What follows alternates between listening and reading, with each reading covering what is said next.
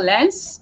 My name is Ohinawa Brown, and it's a beautiful Saturday. And as usual, as we do it, we are here once again to have interesting conversations on what's happening around the world of sustainability, as well as corporate social responsibility. Today, we are, well, I say diverting a little bit, not necessarily diverting, but of course, corporate entities as well as non-governmental organizations are playing their role in this particular area on this particular topic that we're going to discuss today. Let me just apologize for the late start of the program. I had a little bit of technical challenges with my guests, but hopefully we're going to have a great discussion moving on.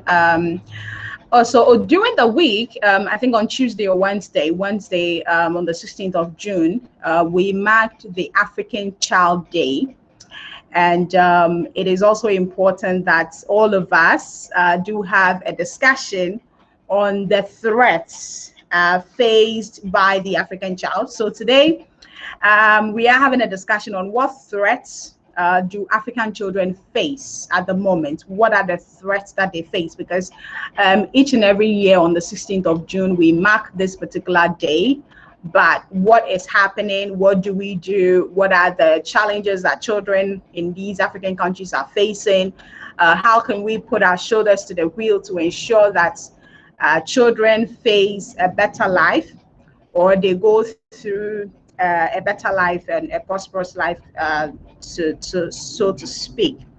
So over a decade after the world leaders gathered at the 1990 World Summit for Children to set ambitious targets for improvement in child health and welfare, life for tens of millions of African youngest and most vulnerable inhabitants remains very difficult and dangerous, and all too often tragically short.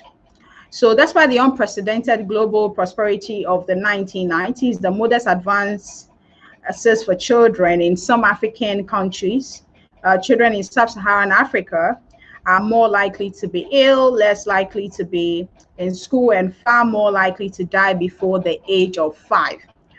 So clearly, it's important that we have a conversation on this. And my guest today is Noble Wisdom Doje, who is the CEO of Give My Hope Foundation. Give Me Hope Foundation, I beg your pardon. And then I will also be joined briefly. I will also be joined by Nicholas Kofi, who is the founder of My Help Your Help, as well as Emmanuel Arthur, who is a child internet safety campaigner. Today, we are going to have the discussion and basically find out their thoughts on what they feel are the threats facing the African child and how all of us can contribute our quota towards protecting or giving some level of protection to the African child. So, hi, Noble. Good afternoon and welcome. And thank you so much for accepting to be here again. I think you were on my show about a couple of months ago last year. Great to have you. I know you were traveling, but upon all that, you've accepted to be here. I'm grateful for the dedication. Good afternoon and welcome, please. Good afternoon to you and your cherished viewers. I'm grateful to be here today. Great, thank you once again. Now, let's go through this. For you, I mean, looking at your background and what you do over the years, what in your view, or let me just ask you about the African Child Day. What are your thoughts about that, the commemoration of that particular day? To my personal understanding, it's one of the great days that we need to celebrate African child. One of the great that we need to look at what African child is going through. How did they come by those challenges? What are the way forward for us to address challenges facing African child? So these days that we need to remember what our children go through and how best we can tackle the challenges that they're going through. It's a day that we need to celebrate and to remember every child is your child. Okay, so over the years, looking at what you've been doing, what in your view, or what have you identified to be the threats facing the children that you work with, or what has been your observation over the years, please? Okay, thank you so much, and thanks to the viewers.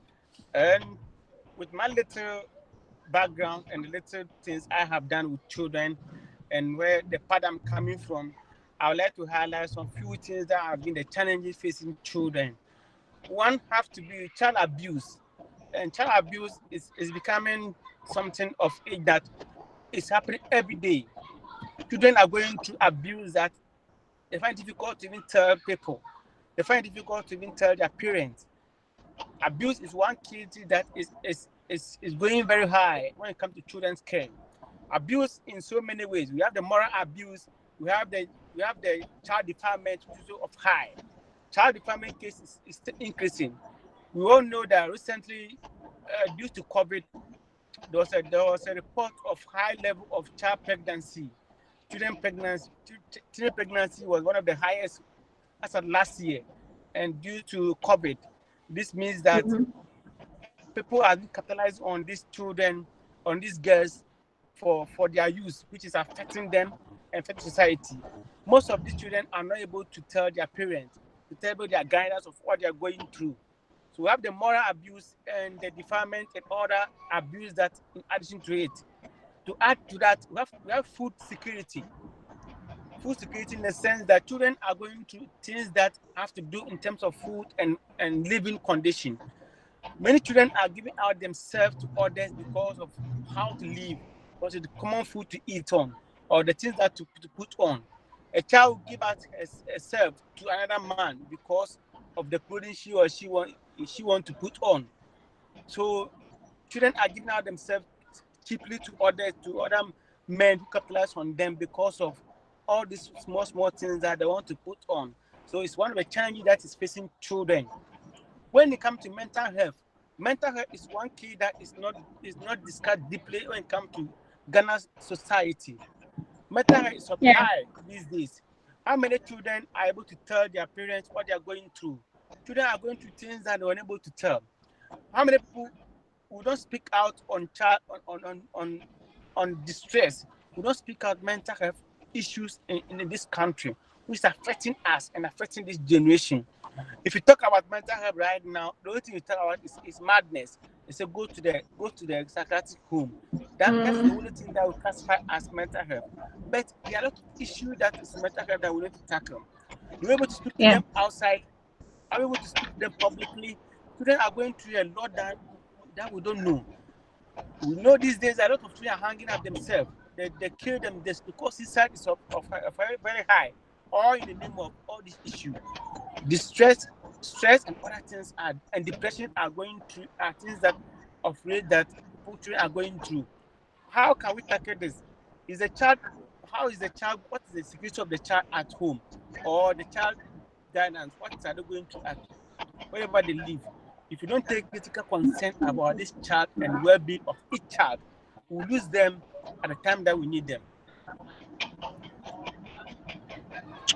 Okay, thank you so much, Wisdom, for that particular thing. Now, you've mentioned child abuse, you've mentioned mental health issues. Now, for you, in terms of what you do over the period or what you've been handling over the period, how has the attention towards these issues that you've raised concerning children been for you in terms of the stakeholders you work with? Okay, so it has not been easy. I know we don't expect it to be easy, but this is a course that needs to go through a lot of difficulties before you can change the mind, before you can put up these children at the right places, at the right mind. All these challenges are expected to come out. We know that sometimes we're going to talk about mental health. Do you have the resources in Ghana? How many experts do you have in this country are that are good in mental health education? So we have challenge around that. We have few people who are expert in that field to educate people on it. So we want to get speakers on that field. It's difficult to do that unless otherwise our personal knowledge and things that we need to gather and go and educate them. That's fine. But in the larger end, you have experts in that field. How many experts in Ghana here that are are bold to speak about mental health. In our homes, are we speaking about mental health? No. In our schools, mental health? No. In this school curriculum, why wouldn't it be good to add mental health education as part of our topic or part of the school curriculum, that each child, each student will be educated on this issue? Because I'm telling you, the rate of mental health issue in Ghana here is going very high. And this must be looked at. We are doing our part, but we need other stakeholders, government and other people to try to give room for experts who are good in that field, so they can speak on these programs to educate them on mental health. In the large end, if each school have mental health education as part of the curriculum, it will go in a large way to affect others. The young ones are coming out from school. It will help them to understand things that they can speak out to their parents or to their guidance. Okay, so thank you for that as well. Now, how I know that we have some level of legal provisions. Okay, we have the Convention on Children's Rights, which we've ratified as a nation. We have the Children's Act, of course, as a country. We also have the Constitution, which provides some level of protection or protection for the children. Do you feel that these legal provisions that we have been able to work enough, or we have tested it enough to provide the level of protection that our children need? I don't think so. To my personal view, it is not 100% working as we expect. Most of the children that are affected now are the deprived. Those deprived children, have a lot of defilement cases in most of the courts. And one key thing about it, we pay less attention to those who are deprived. If you don't have financial standing to get justice for your child, that ends it. A lot of the less privileged are capitalized on for this thing. It doesn't go anywhere, because how many judges are able to speak for this deprived one? If there is child abuse, not until the parents have any money to pick the case up. Government support is little. Legal experts do not want to stand in for these children that cannot pay them back anything. So when it comes to this constitution, though is there, but the less privileged who cannot afford this legal fees, they end up swallowing it. It doesn't go anywhere because they can't afford the cost of this legal support to get justice for their children. I have a lot of cases in the legal system because I have to pay lawyers to get the children. If I can't get lawyers on their case, that ends it. The child will be left not getting justice. So we don't have enough justice system. It's not favoring the poor. That is what I can say.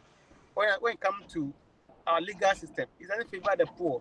Our constitution doesn't favor the poor. It only favor those who can afford the cost of it. Okay, great. Now, moving forward, how can we, as a nation, like you have mentioned, I know you've talked about the child protection. I know you've talked about in what ways can we make enough investment in our children so that we provide some will I say insurance for their future? Because a lot of the time when you look at some of these children, it's really pathetic in terms of the level of protection they have for the future. So how can we invest enough in our children? Okay, thank you so much. I think the best option that we need to look at it is the holistic approach of the constitution. How we implement the constitution. Sometimes we speak more about the plans, but the plan doesn't get implemented before it dies off. Every government comes with their own plan, and the plan doesn't go anywhere. We need a plan that will last. We need a 20 years plan of streetism. When you go to the street, you have a lot of children on the street. Where are they sleeping? What are they living on? Streetism keep increasing every single day. Children are begging on the street. Today, a lot of children don't have no place to sleep and things. How do you solve this problem? Government have plans for affordable houses, for vocational skills. Why don't you take these children, get them a sleeping place, empower them, teach them things that to do that can change their destiny, than going to feed them and leave them there. So we will see people going to feed these children on the street and they go and leave them there. But after the food, what happens to the child? The child life has not changed after the food you give to the child. Well, we need a plan beyond government, a plan beyond the 4 years government or the 8 years of each government. Each government can with each 8 years plan, and it doesn't get implemented before they leave. Citizens increasing. No solution in this country that has ever worked for street children. Yes. When children find themselves defiled, did they have the right protection? What happened to them? What is the life they are going through? Do you have any funding for them? No funding. So they find it difficult to speak out. Mothers and parents are difficult to take on because of stigma, because of how they'll be treated. Sometimes the perpetrator will get to attack the child parent. But is this children protected? No, they're not protected enough. They can't speak out. They're unable to come out to speak to their parents about all these issues. So we need a proper framework that can help us address all these issues. We need NGOs on board. NGOs who just stand for child rights. A lot of the talk is too much. We need action. Every time we talk about, everybody's talking about street, but what have we seen on the street? It is increasing every single day. So the talk is too much. Let's put it into work. We need action plan to solve all these problems. Government can put all stakeholders together, all NGOs together in a forum, and let's dialogue on the issues on the ground. Let's dialogue on what is happening. Do those on the ground. Let's speak to the facts and know the challenges. Let's come out with a solution beyond 8 years, beyond each government coming to power. Beyond that, or sometimes we should get a solution that's beyond that. Let's come together as a team to solve this problem. Let government have different something for them. That government is giving out free education. That is good. But if you have free vocational skills, that will empower a lot of people. A lot of people that are on the street, all because of livelihood, what to feed, the food to eat, all because of what to put on, all because of poverty, of challenges that they are going through. Yes, if city is increasing high, I'm telling you, crime rate also increase very high. So we need a plan beyond giving food to children on the street and go. A plan beyond government come to power for 8 years and go. Social welfare, what is their role? What are they doing in this society? If you go to the prison, it's not allowed to give birth in prison. But we have women giving birth in prison. What has happened to our legal system? We have children on the street begging only for food to eat, something to put in their mouth. If they have something better to do, I can hear you. We keep increasing the numbers, the number of street beggars on our streets, and most of these, in fact, about 90% or 80% of them are children. No, but let me find out from you, how can we strategically, I know we mostly would want government to come in, but clearly there seems to be nothing being done by governments over and over again. Governments after governments see all these problems on our streets and nothing seems to be done about it. How can we tackle this as a nation and fight against it once and for all? So for me, my personal end, they are there because of livelihood. If they have something to live on, I'm not sure they'll be there. I'm not sure they'll be there. If they have something to live on, I'm not sure they'll be there. Why don't you have a plan? A plan that they'll have a place for street children, a place that they'll live on, a place that will teach them something better to do in their life. Government can put on constitution. It's okay. Let's say no child on the street again. No child on the street. All children on the street will be taken to a place that will take care of children's well-being. If you go to Rwanda have a place that people that cannot afford a living place can sleep there. But we don't have same in Ghana. So their way of tackling security is one of the best options. They have a place that everybody on the street don't have a place to sleep. There's a place you have to go and sleep. You live there, they have employment for you. They'll train the mothers, they'll train children, they'll get children back to school. If the mother is empowered, I'm not sure the child will be there. If the mother is empowered, I'm not sure the child will be there. If the person who brought the child to this world is empowered, I'm not sure he or she will allow the child to be on the street. We and I will not allow our child to be on the street begging. If you have something to live on, they are there because of hardship. They're there because of poverty. But if you have a solution that can solve their problem, I'm not sure they'll be there. I have a lot of children, a lot of mothers as support, doing small businesses, and their children are no more begging on the street again. But that is my NGO. How far can I go to tackle national problem? I may not be able to solve the whole national problem, but a lot of NGOs are doing street work, are standing in for citizens. But if they take the fund, what happened to the fund? Is the fund used just for talking, or is it used to implement something? Most of the NGOs who are for childcare just speak out. They just speak, and that's the end of it. We need it to work. Action plan. Let us see the work happening. Like some of us are doing. If you have a place that is meant for the street children, no more child on the street again. Everybody there. Let's support. This is where they'll be sleeping. They'll be living here. Their parents will be taught on vocational skills, soft skills that can help them. There are skills that are how to do soap. So the mothers train that if a mother is trained how to do something for living, he or she will not allow the child to be on the street. If let's empower the mothers, and at the end of the day, as we empower them, it will have effect on the child life. Will the child be left out of the street? Okay, now let me find out from you. I know the African Union has an agenda 2040. Which is basically to look at the welfare of children. It has several targets on education, on health, on development, and many other targets. I know that this has been running since the 90s.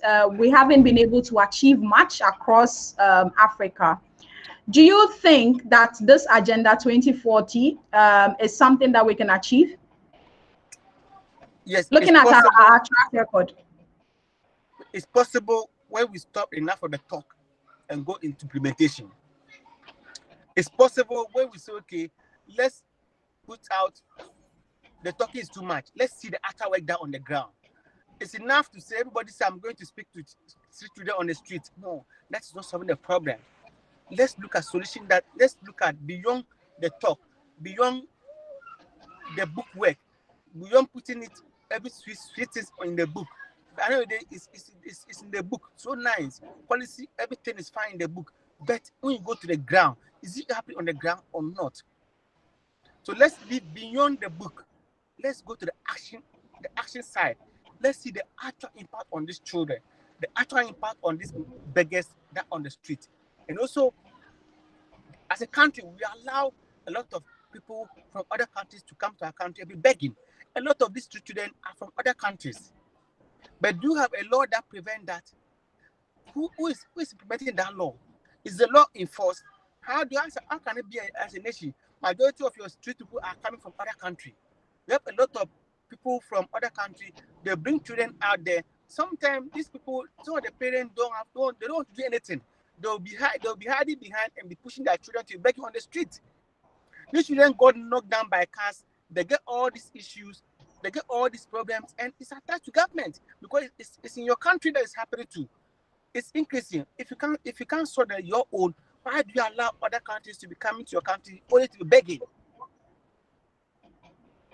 So we need the security forces to enforce that rule to ensure that nobody from other countries should be in Ghana and be begging. No, you don't. People transport children. They traffic children from other countries to come and put them in Ghana here only for begging. That is child trafficking.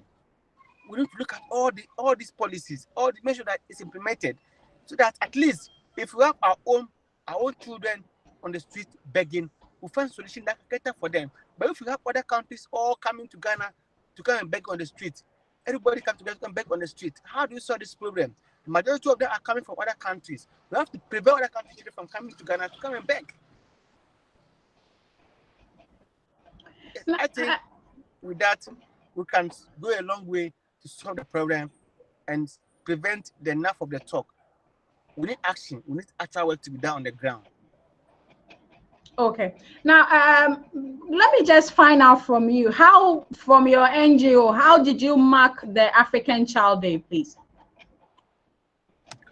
Okay, so thank you so much. We did a lot of programs. We are running NGO, which we don't wait till African Child Day before celebrating children or before finding solution to children. We has been we reach the unreachable. So we are always doing our best in our little way to make a lot of impact. So on that day, we try to remember the children we are supporting. We have about 700 children on our scholarship that we provide support for. What are they going through that we don't know? We try to strengthen our plans. We try to bring out other policy that we can work towards that.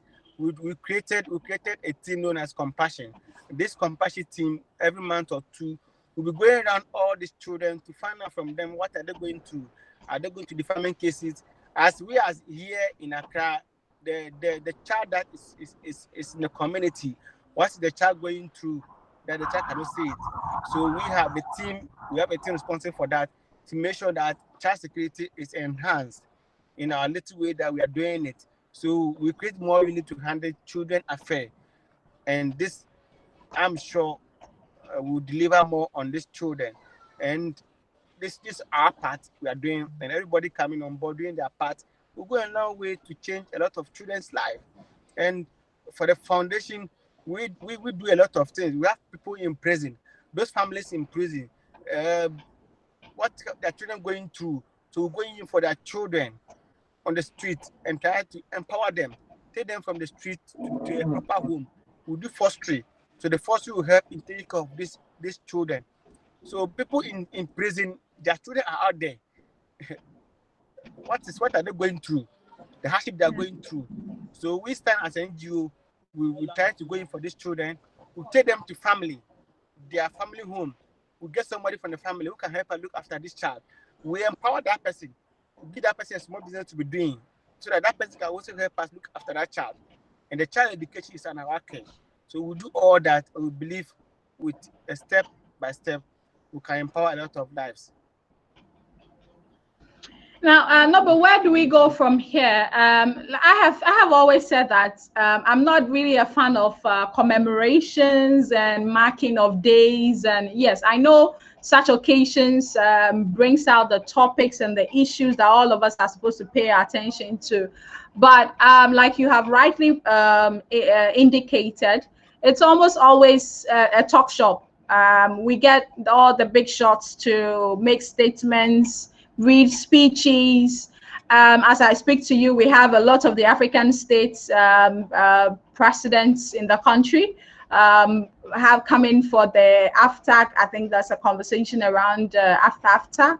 And they are in the country. And we hope that it's not just talk shop, but we actually implement things, because seriously, we get tired of all the conversations and the zero actions that are being taken. Where do we go from here? I know you were doing so well from your end. I wish that my other guests had joined us so that we could have a broader conversation. But where do we go from here as a country? How can we also support in terms of making every child have a brighter future? Yes, thank you so much. I think we need to have a coalition of NGOs, and I think the minister in charge of social of gender and welfare, they have to think beyond just sitting in the office, think beyond the paperwork, and let's have a conversation.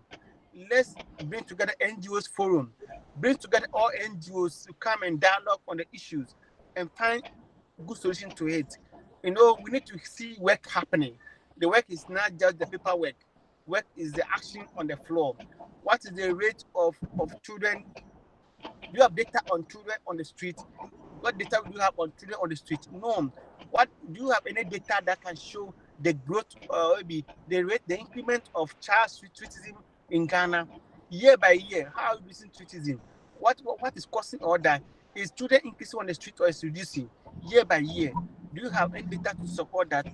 And if there's data, what is causing those children to come on the street more? We have to go deep beyond that. Go deep and find out what is causing that. Is it our poverty, or is it the children are coming to the street just for the coming to the street for the sake? We have to go beyond the talk and find action plans. You know, there's a lot of, when you take the policy, there's a lot of thousands of pages that the plans are so sweet, the plans are so good. That is good. We know of that. But let those policies work. Let us see the physical, the countable impact of those policies. Let's count and say, okay, out of this policy, we can see some of children impacted. The rate of child abuse is reducing. The rate of child pregnancy is reducing. When you look at the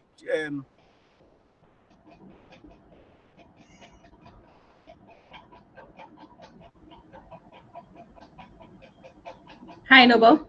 Yeah. report for last year, so it seems like everything is going high. But we have to let the rate come down, reduce it or maintain it. It's better than making it come very high every time. A lot of children are going to too many deferments, but the deferment cases does not go anywhere. Government does not have any better support for these children. And I think it's time for us to come together as an NGOs, as a team, and provide solutions that can support them. All right. Yeah. Thank you. Thank you so much, Noble. And I hope it is my prayer. I think we should have this conversation again. Bring other guests on board. Let's look at how we can actually look out for the safety one. We can also look at the protection of all these children around the country, because I love kids, and I pray that I have one on my own in the near future. But I have a child that I love so much, and I anytime I watch her and I look at her, I wish that every child would also have the opportunity to be able to make something out of their lives. I'm praying, and thank you so much to all of you, to yourself. Nicholas, unfortunately, he couldn't join us because he's on a trip to Tamale. I pray for a safe journey to him. But Emmanuel also couldn't join us. But thank you. You were on a trip and you've been able to stop and join this discussion. I'm very grateful. Threats facing the African child. I know you are contributing your quota towards this particular area, and I pray that you continuously have the motivation to continue with the good work that you've been doing. So I guess we can just wrap up here. I'm getting the feedback that our internet is quite bad, so we can wrap up here and then have this conversation once again once you're available and the other guests are available. Thank you. I'm very grateful for your time. Thank you so much. I'm grateful to be here. Let's all remember, every child is your child. Every child is your child. Thank you, and very sorry for joining not in the corporate that I need to see it. But I have to stop on the way and join this way. Come on, that's okay. That's okay. I mean, no, that's fine. Yeah. Absolutely fine. The conversation is what is important, not the environment. I must be very sincere. And so thank you. And thank you so much. Thank you. So much. To Nana, Ampem Dakon, and to Nicholas, and to all the others who joined us today, we're very grateful for your support and for the conversation. I hope that it's been fruitful, even though it was short. Once again, let me apologize for the late start because we had some hitches with some of my guests. Thank you. It's been CSR Lens. We've been discussing threats facing the African child, and this is because we actually marked the African Child Day on the 16th of June, which was just last Wednesday. And it's important that we actually have a discussion on what the threats are in terms of the African child and how all of us can put our shoulders to the wheel and support and provide a better future for our kids. I've been having the conversation with my guest, Noble Wisdom Dode. I hope I mentioned the name right. And he is the CEO of Give Me Hope Foundation, who is doing fantastically well in the area of supporting children and giving them scholarships, basically to ensure that their future is secure. This has been CSR Lens. It's been a short version of our 1 hour discussion all the time. We want to say a big thank you to all of you. My name is Ohinowa Brown. Do have a great weekend. And don't forget to stay safe. Security is not the best at the moment. So please stay safe, and we pray for God's wisdom, God's protection for all of us throughout the period. Bye for now. This is our duty to society. My name is Ohino Brown. Bye for now. Bye.